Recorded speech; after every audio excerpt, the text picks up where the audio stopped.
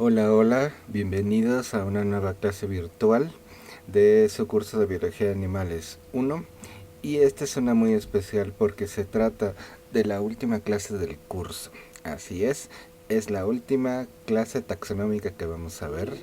No es la última lección, de hecho nos va a llevar varias sesiones terminar con este grupo, pero sí se trata de la última clase que vamos a ver del Phylum Chordata, y con esto pues terminaríamos nuestro recorrido por la diversidad del reino animal. La clase Sarcopterigi es la que engloba todas estas formas de vida que están ustedes viendo aquí representadas. El nombre sarco viene de la etimología para carne. Pterigón quiere decir alas, en este caso aletas, y se refiere a las aletas lobuladas que presentan estos peces como el celacanto y el dipnoi.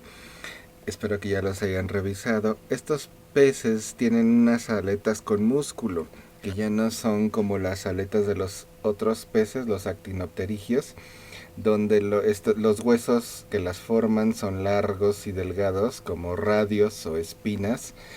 Estas aletas tienen músculo y tienen huesos que se van modificando para darle movimiento y soporte a la aleta. Y de ahí es de donde viene toda esta diversidad de animales que seguramente van a reconocer y que son los que vamos a ver en las últimas sesiones de este curso. Estamos acostumbrados a ver la diversidad de los arcopterigios como clases separadas, ¿no? Como mamíferos, aves, reptiles y anfibios. Sin embargo, pues como esto es un curso de biología y ustedes ya son estudiantes que llevaron la materia de sistemática, ya deben saber que para que eso fuera posible, una filogenia de los cordados tendría que verse así, donde todos estarían al mismo nivel. Y pues los resultados no son esos. Las filogenias del Phylum Chordata podrían resumirse en algo así. Entonces, si recuerdan sus lecciones de sistemática, tenemos que cortar el árbol a diferentes niveles para formar nuestra clasificación taxonómica.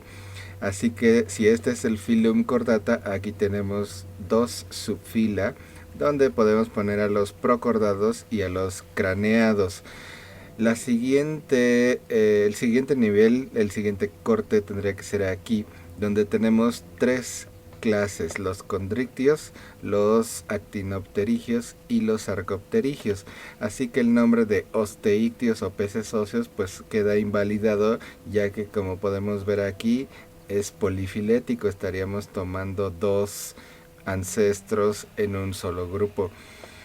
Entonces tendríamos solamente tres clases y las demás divisiones tendrían que ser niveles por debajo de clase, ¿verdad? Entonces no podemos seguir llamándoles clases a los anfibios, reptiles, aves y mamíferos. Así que en lo que resta del curso vamos a seguir viendo estos grupos por separado, pero no los vamos a llamar clases. En su caso vamos a tratar de explicar cuál es la jerarquía que les corresponde.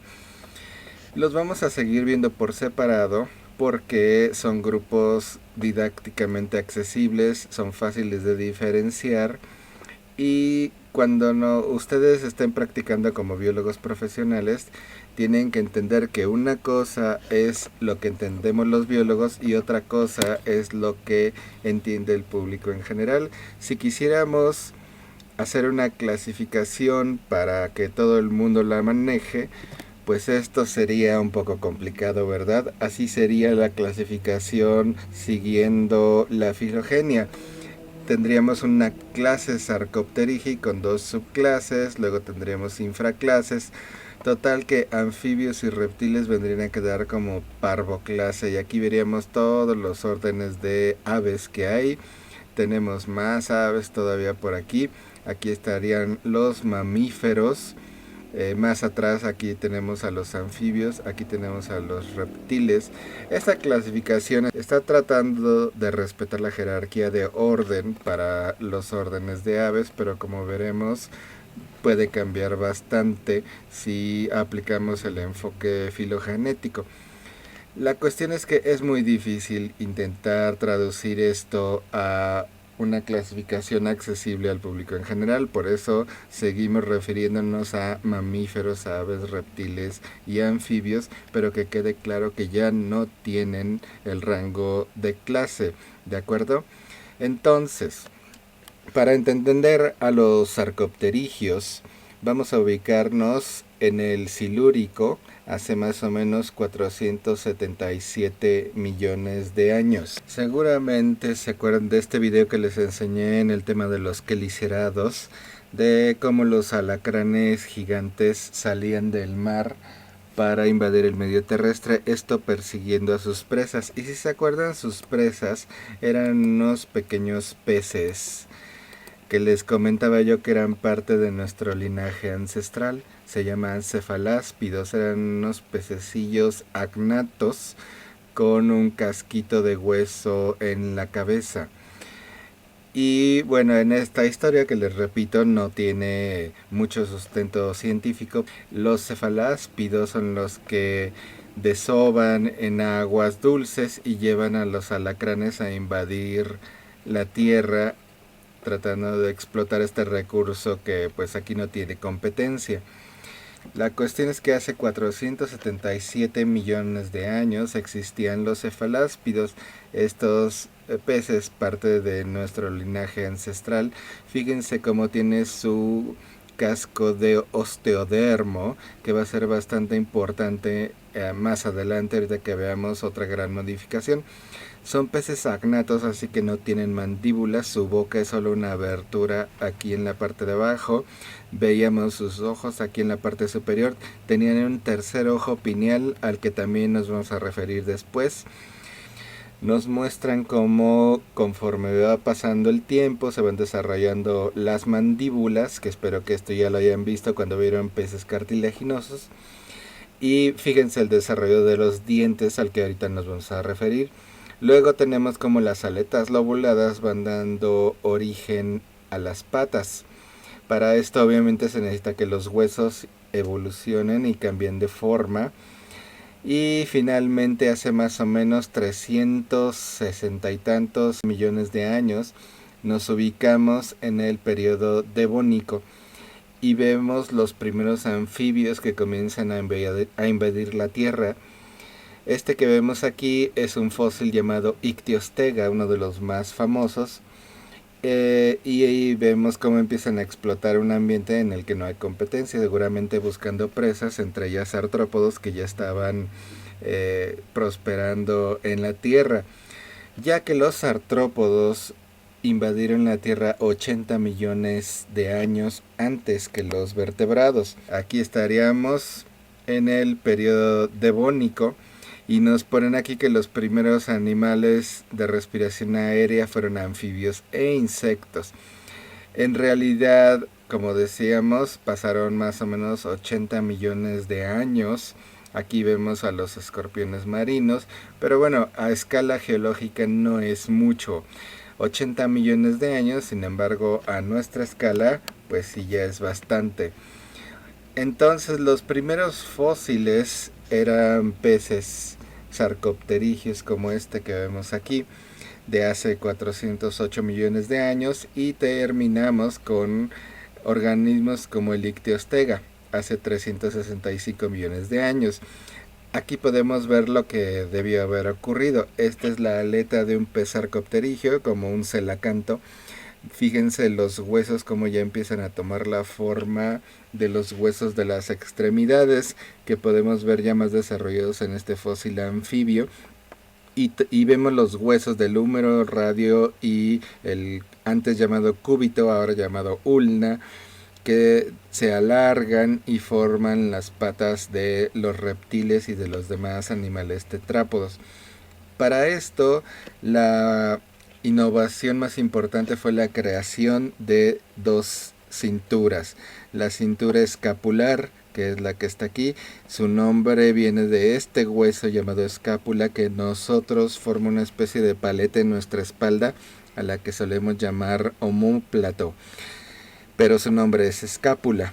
Y esta es la cintura escapular, o sea, lo que serían nuestros hombros, y sostiene el primer par de miembros pares. La otra cintura, la cintura pélvica, la pelvis pues ya no tiene más presentaciones, los huesos de la cadera que sostienen el segundo par de miembros. Y gracias a esto los vertebrados pudieron salir del agua e invadir la tierra. Nos ubicamos en una tierra que tenía más o menos esta forma. Fíjense cómo hay una gran masa de tierra, otras masas por acá, pero todavía hay mares interiores que permiten muchas costas aquí, así que la humedad está más o menos bien distribuida. Nos imaginaríamos bosques frondosos en casi todos los continentes de esta tierra primitiva. Sin embargo, a lo largo de los siguientes más o menos 100 millones de años, la Tierra va a experimentar un cambio muy fuerte. Todas estas masas se van a unir en una sola Pangea.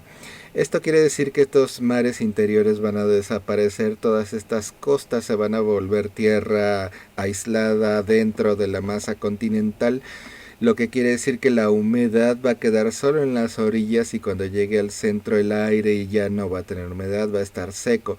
Además de la radiación solar que le va a pegar a esta Pangea, va a originar un efecto de desertificación que se va a extender del centro de la Pangea hacia los extremos. Esto además provoca un calentamiento global general y termina con la gran extinción del Pérmico, que es lo que le da fin a la era paleozoica, la gran extinción del Pérmico, hace más o menos 245 millones de años, e inicia la era mesozoica, o sea, la era de los dinosaurios. Entre muchos animales que se extinguen aquí están nuestros ancestros, los reptiles mamíferoides, que fueron los primeros en colonizar el planeta y volverse gigantes.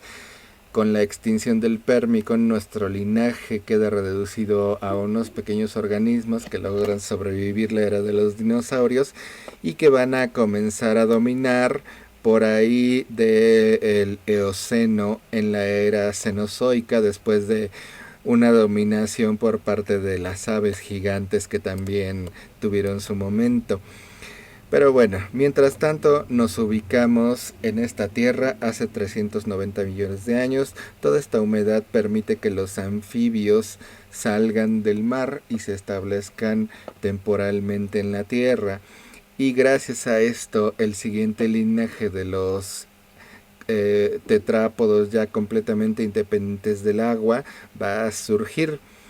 Mientras tanto, nos ubicamos con fósiles más o menos como estos, que todavía tienen un cuerpo más o menos parecido a los peces. Su cola todavía presenta aletas. Si se dan cuenta, aquí podemos ver cómo las aletas dorsales se pierden y se fusionan en una sola aleta caudal que va a acompañar a la cola y que hasta el día de hoy sigue acompañando la cola de algunos anfibios como algunas salamandras.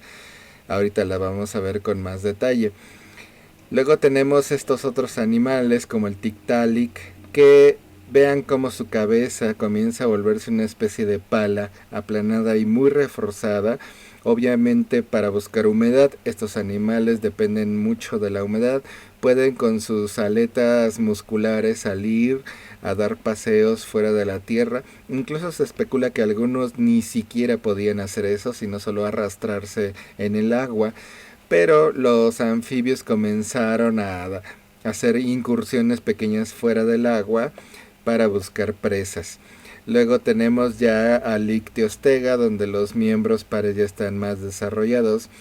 Y lo más interesante, empiezan a presentar dientes permanentes en su mandíbula. Y esto incluye una evolución bastante interesante. ¿Se acuerdan cuando revisaron animales como las lampreas, que no tenían mandíbulas, simplemente tenían una boca, pero tenían branquias soportadas por arcos branquiales? Estos arcos branquiales fueron los que dieron origen a las mandíbulas en los peces cartilaginosos y siguieron evolucionando hasta nuestros días. Sin embargo, ¿de dónde vienen los dientes? Resulta que cuando revisamos las escamas de los tiburones de hoy en día, escamas placoideas, que son escamas que vienen desde la dermis, o sea, desde dentro, nos encontramos que tienen su esmalte, su dentina y su pulpa, o sea, exactamente igual que nuestros dientes. La pulpa, de hecho, es la parte viva donde recibe irrigación sanguínea, recibe nervios del sistema nervioso, o sea que son tejido vivo. En los peces cartilaginosos, esta cubierta sirve solo para protección y para reducir la fricción del agua. Pero si ven el esqueleto de un tiburón, verán que estas escamas se encuentran también presentes en la mandíbula como dientes. Y si pudieran ver todo el esqueleto, verían los arcos branquiales que también están cubiertos de estas escamas. Por eso cuando les dicen que los tiburones tienen 400 dientes y filas que se reemplazan, es porque son simples escamas modificadas. Otra cosa más interesante aún son los placodermos, fósiles de peces que también tenían su casco de hueso como los cefaláspidos, pero fíjense que estos ya tienen mandíbula. Estos dientes en realidad solo son proyecciones óseas, no son homólogos con nuestros dientes, pero les permitieron ser grandes depredadores en la era paleozoica. Aquí tenemos los fósiles de los cascos de osteodermo que se conservan, el resto del cuerpo no se fosiliza. Pero lo interesante, y aprovecho para recomendarles este libro que se llama Tu pez interior, de Neil Shubin, y habla acerca de todas las modificaciones que tuvieron que pasar a lo largo de toda la evolución de los animales para que llegáramos a ser como somos ahora. Que es lo que me parece más interesante del curso de biología de animales, que vean las homologías, cómo fueron surgiendo las diferentes estructuras, desde el celoma y lo que vimos al principio de los genes homeóticos, hasta ahora que vamos a ver estructuras ya más específicas que nos hicieron ser como somos ahora. Total que en este libro el señor Neil Shubin relata cómo al ver al microscopio estos osteodermos, estos cascos, parece que están hechos de pequeños dientes amontonados, y si los analizan tienen su dentina, su esmalte y su pulpa igual que nuestros dientes, así que podemos pensar que este osteodermo se convirtió en una protección más global en el cuerpo de los tiburones, o sea, se dividió en pequeñas escamas para proteger todo el cuerpo. Y luego esas escamas, cuando evolucionaron para formar dientes, se fueron a la mandíbula y de ahí comenzó la evolución de nuestros dientes. O sea que el osteodermo de estos cascos es homólogo con las escamas dérmicas de los tiburones y estas son homólogas con nuestros dientes. Así que ahí tenemos un interesante tema de cómo surgieron nuestros dientes, y créanme, búsquenle en internet y hay un debate grandísimo acerca de qué cosas son válidas y qué cosas no son válidas o son muy cuestionables de estas teorías. Podríamos pasarnos mucho tiempo hablando de esto, pero mejor lo dejamos para otro día. Estos dientes entonces se llaman laberintodontos porque se trata de agrupamientos de escamas dérmicas formando esta especie de cono. Si nosotros cortáramos transversalmente un diente laberintodonto, lo que veríamos sería algo así. Por eso el nombre de laberintodontos, porque parece un laberinto.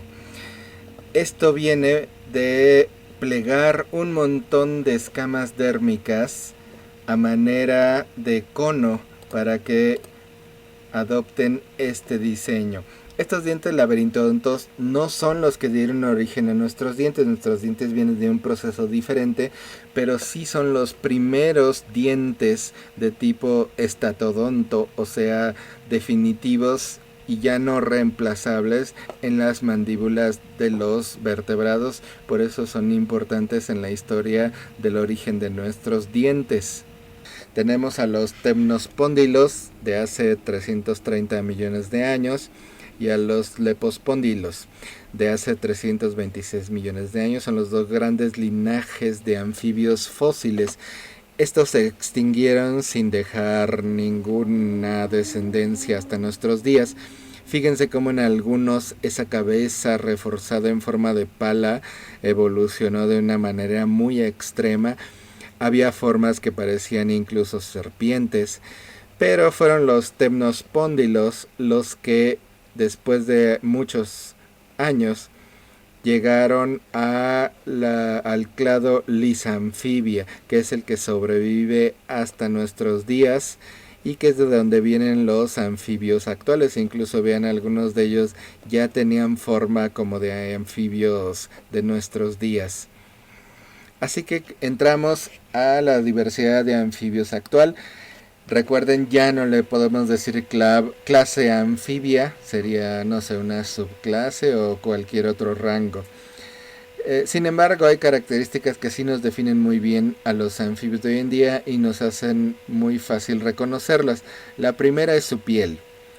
La piel de los anfibios es sumamente glandular, muy absorbente y está llena de este tipo de estructuras, glándulas de veneno y glándulas de moco. Y sí, además tienen cromatóforos. A mí también me sorprendió, pero efectivamente, si buscan en internet van a poder ver artículos como este de Developmental Biology Interactive, donde explican el uso de los cromatóforos en el cuerpo de los anfibios. Es una capacidad de cambiar de color un poco menos extrema como la de los pulpos. Ellos pueden cambiar de color dependiendo de su ambiente. Por ejemplo, esta especie de ranita la ponen en diferentes ambientes con diferente tipo de luz y vean cómo adopta diferentes coloraciones. Así que sí, los anfibios también pueden cambiar de color, pero no es de la misma manera que otros animales. Algunas, la mayoría, lo hacen para pasar desapercibidas, pero hay algunas que lo hacen al contrario, para destacar y para avisar de que son tóxicas, lo que le llamamos coloración aposemática, o sea, de advertencia. Ya hablaremos después de estas ranitas tóxicas. Entonces, la piel, además de cromatóforos, tiene glándulas tanto de veneno. Todos los anfibios tienen veneno. De hecho, hay salamandras que podrían matar a una persona, pero solo si nos la comiéramos, lo cual pues no suele pasar muy seguido. Pero también tienen glándulas de mucosidad, y eso es muy importante porque los anfibios no tienen bien desarrollado el sistema respiratorio como nosotros. Nosotros podemos expandir y contraer nuestra caja torácica para respirar, y eso lo hace una respiración mucho más activa. Mientras que los anfibios no pueden hacer esto. Ahorita verán cómo su respiración es más difícil que la de nosotros para usar sus pulmones. Por eso se tienen que ayudar de la piel. Este moco cubre la piel y ayuda a que el oxígeno del ambiente se disuelva en el moco. Y de ahí pasa a la piel, que está muy vascularizada, o sea, tiene muchas venas, y ayuda a tomar oxígeno de aquí. Así que todos los anfibios tienen que ayudarse de la piel para respirar, y por eso están siempre cubiertos de moco. Son muy dependientes de la humedad, y su piel, al igual que puede generar toxinas que podemos absorber nosotros, también su piel absorbe todo lo que toca. Cuando uno trabaja en un vivario, le dicen que si va uno a agarrar anfibios, tiene que lavarse muy bien las manos, porque cualquier cosa, una crema, un perfume o alguna toxina que tengamos en la mano puede contaminar a los anfibios. Otras características: tienen oído medio. Son los primeros animales que desarrollan el oído medio, no todos. Tienen un corazón tricavitario, lo que tiende a una mayor actividad. El saco gular, que sí es una característica única de los anfibios, al menos en la manera en la que ellos lo utilizan. Y otras apomorfias que nos ayudan a distinguirlos: la caja torácica, obviamente modificada para la respiración pulmonar, y los miembros para la vida en la tierra. Aquí vemos el corazón bicavitario de un pez, donde solo tenemos un ventrículo y una aurícula. El corazón tricavitario de los anfibios, donde las tareas de la aurícula ya se dividieron en dos. Una aurícula que recibe la sangre sin oxigenar, pasa al ventrículo. El ventrículo entonces la manda a oxigenar, la recibe la otra aurícula y otra vez va al ventrículo que la manda al resto del cuerpo. Pero gracias a esta división del trabajo, el corazón se vuelve más eficiente y más dinámico. El extremo ya sería nuestro corazón, que es un corazón tetracavitario, donde cada uno de estos pasos tiene su propia cámara, y entonces por eso el latido es más complejo. Decíamos entonces que los anfibios no tienen bien desarrollado su sistema respiratorio. Entonces, ¿cómo le hacen? Bueno, fíjense que es un sistema bastante difícil. El anfibio abre sus narinas y deja entrar aire a la cavidad de su boca, lo cual infla el saco gular. La cavidad bucal se expande. Luego tiene que cerrar sus narinas y con los músculos de su saco gular empujar este aire de la cavidad bucal a los pulmones, y esto hace que los pulmones se inflen. No tiene músculos en el tórax para lograr esto. Entonces, ¿cómo le hace para que el aire de aquí regrese para salirse? Bueno, pues es el saco gular otra vez el que tiene que jalar los músculos para crear vacío aquí y absorber el aire de los pulmones de regreso a la cavidad bucal.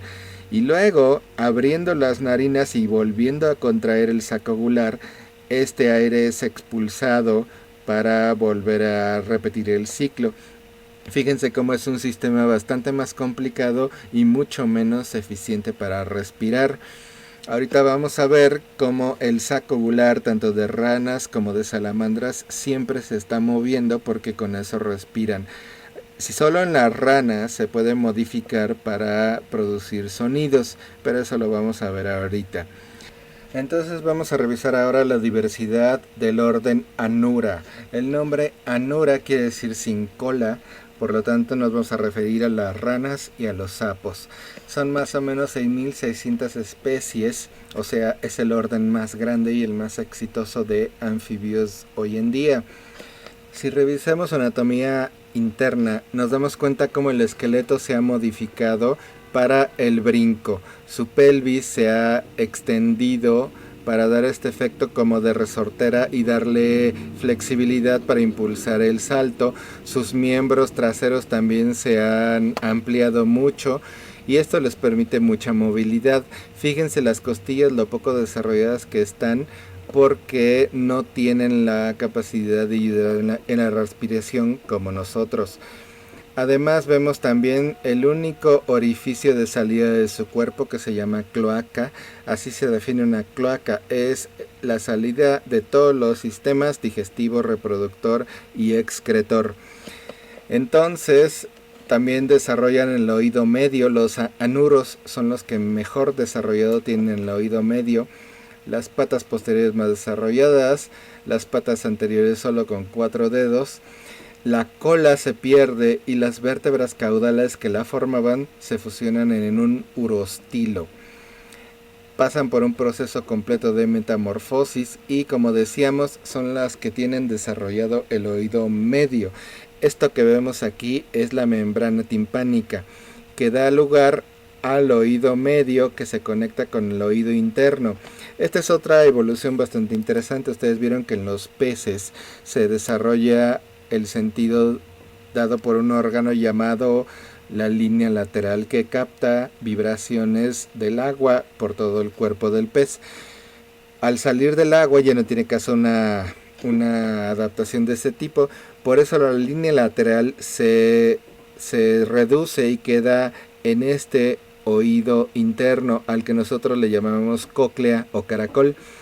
Tenemos la membrana coclear, que es la que tenemos en el oído interno, y como ahora se trata de captar vibraciones en el aire, tenemos esta gran membrana timpánica que va a hacer vibrar este pequeño huesecillo, que es el que forma el oído medio, y que va a hacer vibrar la membrana coclear. Este pequeño hueso, que es el único que tienen en su oído medio los anfibios, se llama columela y es homólogo con nuestro estribo, que es el que tenemos pegado a la membrana coclear en nuestro oído. Sin embargo, como ustedes saben, nosotros tenemos otros dos huesos que forman nuestro oído medio. En los anfibios solo es uno y se trata del hueso iomandibular de los peces, reducido y que forma ahora parte del oído.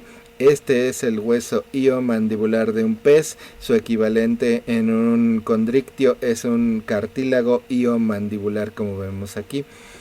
Se le llama columela o también este nombre en latín, pars media plectra.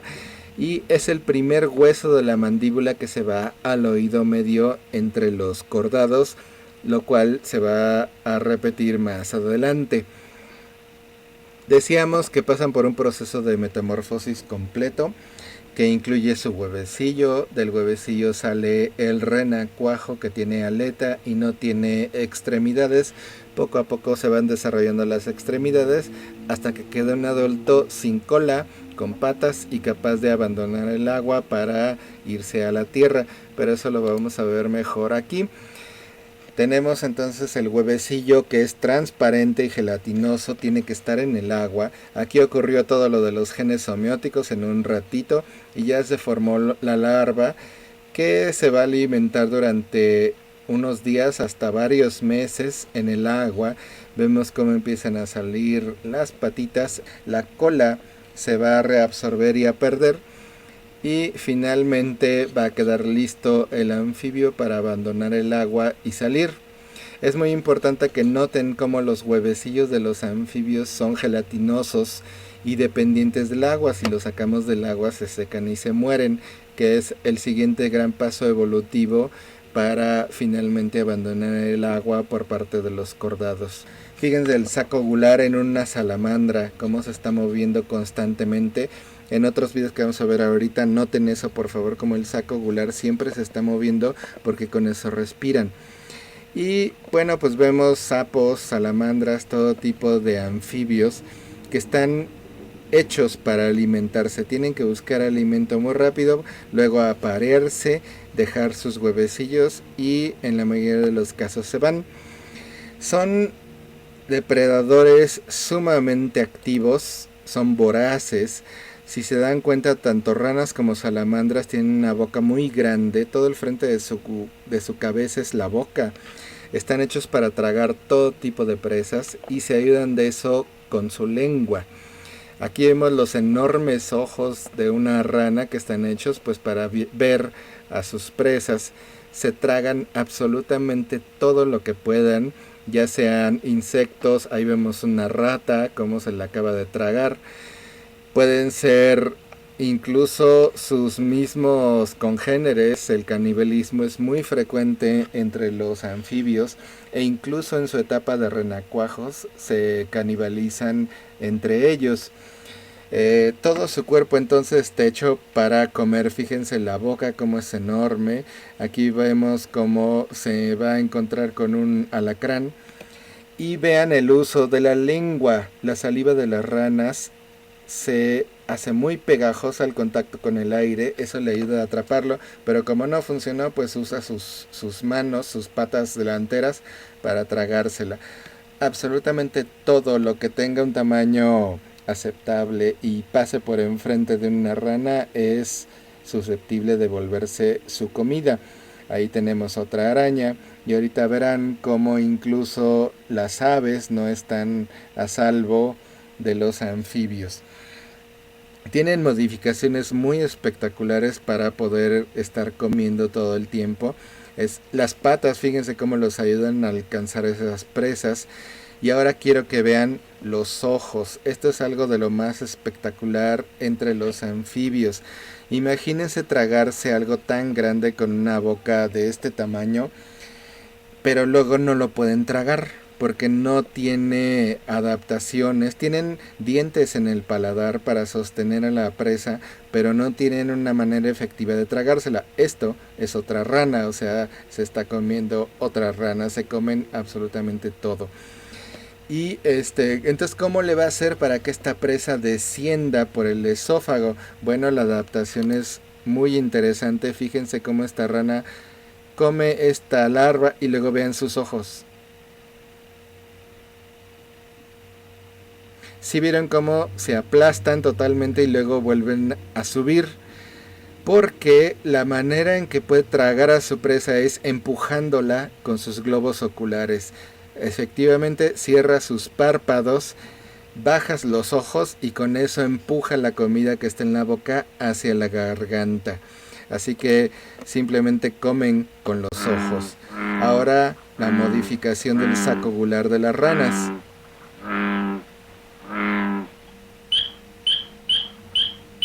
La caja de resonancia, el canto es muy importante en las ranas, por eso ellas tienen bien desarrollado el oído medio, porque necesitan captar estos llamados en su momento de apareamiento. Hay algunas ranas en que el apareamiento dura 2 o 3 días y después se mueren, así que tienen que hacerlo todo muy rápido. Ahí nosotros oíamos una mezcla de sonidos caótica, pero las ranas pueden distinguir perfectamente cuál es el llamado de su especie.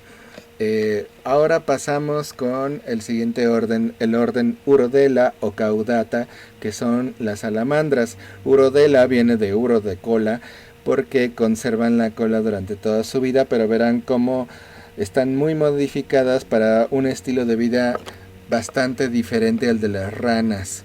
Las larvas no tienen una metamorfosis compleja, son larvas epimórficas, lo que quiere decir que se parecen más al adulto y solo sufren algunas modificaciones. Tenemos que la cintura pélvica no está osificada, así que es más débil, y la cintura escapular no está, así que se mueven mucho más lento que las ranas. Si no tienen esta modificación para el movimiento como las ranas, ¿cómo le hacen para alimentarse? Son animales lentos y bastante indefensos, tienen la misma piel delgada y glandular y están limitados a la humedad. Además, su apareamiento no involucra canto, su apareamiento es totalmente debajo del agua, por eso no desarrollaron el oído medio. Y obviamente conservan la cola durante toda su vida y sí tienen su oído interno. Entonces vamos a ver estas modificaciones, cómo hacen muy diferente el estilo de vida de las salamandras. Primero que nada, las larvas epimórficas, que decíamos que son más o menos parecidas al adulto, pero tienen las branquias expuestas. Este es un ajolote, o sea, una salamandra neoténica que conserva características de juvenil hasta el estadio adulto, hasta la época de reproducción. Y aquí vamos a ver otra variedad de salamandras que habitan pues prácticamente todos los lugares húmedos de la tierra. Hay salamandras pequeñas prácticamente en todas partes, las pueden ver en cualquier bosque al que vayan ustedes. Y las salamandras más grandes del mundo se encuentran en Asia. Búsquenle por ahí un documental de la salamandra gigante de Japón, está muy interesante, es un animal totalmente extravagante. Decíamos que la reproducción se da en el agua. Fíjense al macho y fíjense su cola. Está persiguiendo a la hembra y la única manera de atraerla es dirigiéndole feromonas para que la hembra las detecte y entonces se ponga en disposición del apareamiento. El macho tiene que insistir, la hembra se va, el macho la persigue y en lugar de conquistarla con palabras bonitas, lo que hace es dirigirle sus feromonas hasta que la hembra, que aquí se ve totalmente desinteresada, capte las feromonas, estas influyen en su cerebro y la hagan cambiar de actitud. Ahorita verán cómo la hembra comienza a detectar las feromonas, comienzan a hacerle efecto y entonces ya se ve mucho más interesada en el macho. Entonces al final la hembra se va a poner en actitud de apareamiento para depositar sus huevecillos y el macho los va a fertilizar. La fertilización es totalmente externa y en el agua. Por eso el el comportamiento de reproducción de las salamandras es totalmente diferente al de las ranas. Decíamos entonces que las salamandras son lentas, no brincan. ¿Cómo le hacen entonces para ser también muy buenos depredadores, muy activos y muy voraces? Bueno, pues la respuesta es la lengua. También veíamos, fíjense, el saco ovular. También veíamos cómo la utilizan las ranas, pero las salamandras la utilizan a una escala más extrema, a más distancia y con más velocidad. Fíjense su presa y vean lo rápido que la atrapa. Prácticamente no se ve. Vamos a tener que reducir la velocidad para poder ver bien cómo utiliza su lengua para alimentarse. Y esto lo logran gracias a los músculos que la mueven, que son los músculos más poderosos dentro de los anfibios, los que mueven a su lengua. Estos músculos están anclados hasta la caja torácica y actúan como una especie de ballesta que saca disparada la lengua con una puntería bastante impresionante, y así pueden atrapar a sus presas. Incluso algunas de estas salamandras están categorizadas entre los movimientos más rápidos que hay en el reino animal, y para eso les voy a presentar a la salamandra palma gigante, Giant Palm Salamander, como dice aquí. Quiero que se den cuenta la extrema rapidez del movimiento de su lengua. Fíjense cómo ni siquiera se ve, simplemente parece que desaparece el grillo. Es el movimiento más rápido de lengua que hay, y junto con el camarón pistol, el camarón mantis, los caracoles del género Conus, están entre los movimientos más rápidos que hay en el reino animal, y su estudio pues es todo un tema de investigación para descifrar cómo se logran movimientos tan rápidos. Finalmente, el último grupo de anfibios que vamos a ver es el orden Hypnophiona, conocidas popularmente como cecilias. Hypnophiona viene de la raíz hypnos, que quiere decir oculta, y ophios de serpiente, o sea, serpiente oculta. Estos animales pierden totalmente la visión, pierden el sistema respiratorio, respiran exclusivamente por la piel. Tienen tentáculos olfativos, básicamente todo lo hacen a través del sistema del sentido de olfato. Obviamente ya no tienen cintura pélvica ni escapular, no tienen extremidades. Son estrictamente fosoriales, o sea que viven enterrados casi toda su vida. Para eso les ayuda la forma de su cabeza para enterrarse. El cuerpo está totalmente segmentado y tienen larvas totalmente ovovivíparas, o sea, no salen del cuerpo de la mamá, salen hasta que ya están listas para valerse por sí mismas, y son renacuajos igual que las ranas, pero no salen del cuerpo de la mamá, obviamente pues porque viven enterradas, y pues no convendría que las larvas estuvieran ahí fuera en la tierra. Hace tiempo fueron noticia porque en Brasil se descubrió esta nueva especie de animal que pues en inicio no sabían qué era, le pusieron la serpiente pene, pero pues para los que ya llevamos este curso de biología de animales sabíamos que es un anfibio, que es un gimnofiono. Aquí vemos dónde estaban los ojos, que ya desaparecieron, las narinas, que sí funcionan mucho, y los tentáculos olfativos, que es con lo que perciben su ambiente. Aquí nada más para que las conozcan, no esperen ver mucha acción en este video, son animales muy lentos, viven enterrados casi toda su vida, no tienen mucha importancia económica. Solamente algunos coleccionistas muy extremos de anfibios y reptiles, cuando ya tienen muchas especies de serpientes y de ranas y todo eso, pues comienzan a interesarse en las cecilias. De hecho, yo solo las he visto como parte de colecciones, aunque se supone que es fácil encontrarlas en el campo, pues yo nunca las he podido ver en su ambiente natural.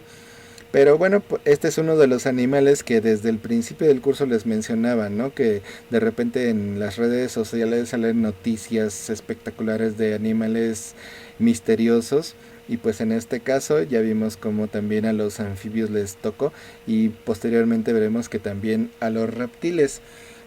Hasta aquí vamos a llegar con la diversidad de los anfibios. Para que no se aburran, la segunda parte de esta clase se las voy a poner en otro video. Mientras tanto, pues hay muchas otras cosas que no hemos visto de los anfibios. Por ejemplo, hay ranas en donde las crías se meten en la piel de la mamá y tienen que salir de ahí, de la piel tal cual. Hay otras ranas en donde el macho simplemente se traga a los renacuajos para que no mueran canibalizados o como presas en el agua. Se los traga y después los tiene que vomitar. Hay ranas que vomitan a sus crías, como vamos a ver ahí. Está vomitando a sus crías. Las ranas son un grupo sumamente espectacular de animales. De hecho, les voy a dejar junto con el PDF, los PDFs de esta clase. Les dejo otro PDF que no es tarea ni nada, simplemente para que lo vean, acerca de las ranas dardo venenoso de Sudamérica, para que las conozcan y si les interesa, pues busquen más información acerca de ellas. Fíjense cómo las ranas pueden desarrollar más patas gracias a un tremátodo, si se acuerdan de los tremátodos, de estos parásitos que entran primero a un caracol, luego a una rana y terminan en un ave, y el parásito atrofia el sistema de desarrollo del cuerpo del renacuajo, y cuando se vuelve rana le produce más patas de las que naturalmente debería tener. Otra cosa muy interesante, todo esto está lleno de información que ustedes pueden buscar en internet. Mientras tanto, aquí lo dejamos y en el próximo video continuamos.